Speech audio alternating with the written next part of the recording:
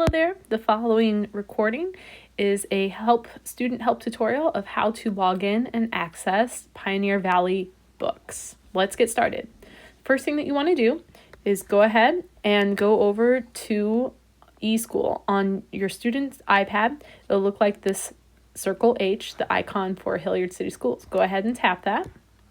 Once it loads, it will bring you to our Hilliard eSchool page. Then you'll want to scroll and find the Pioneer Valley. Now, here's what I will suggest.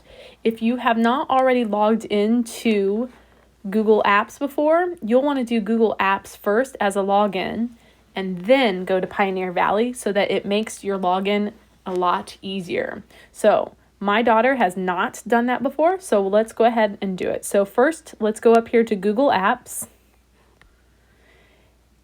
And then we're going to get prompted for her to log in. So we're going to log in with her username and then password. Remember that your username is your student ID number that's located behind your iPad on your same name label. It's the little number underneath your name.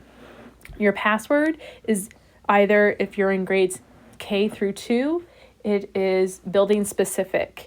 And then if you are grades 3 through 5, it is your super secret password. So I'm going to go ahead and type in her username and password and then tap login.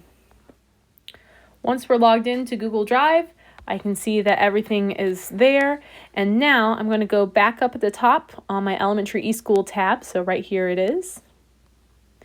And now I'm going to scroll down until I find the Pioneer Valley.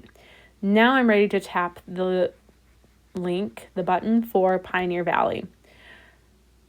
Now we're going to select Google Login. And because we logged into Google already, it allows us to go straight on in through. Had we not done the Google login first, then we would have had to enter in our student's email address, which is their first name dot last name at hilliardschools.org. And then we would be taken to a secondary login page, which would have their then username and password for you to then log in and use. Now that we're here in our reader dashboard, you can see all of the items that are available for a student when they are logged in to Pioneer Valley Literacy Footprints dashboard. A student will see a bookshelf. These are leveled books that a teacher has available for students to use. Some teachers might select for a lot of books to be viewable at one time, or some might select a specific range. Either way is okay.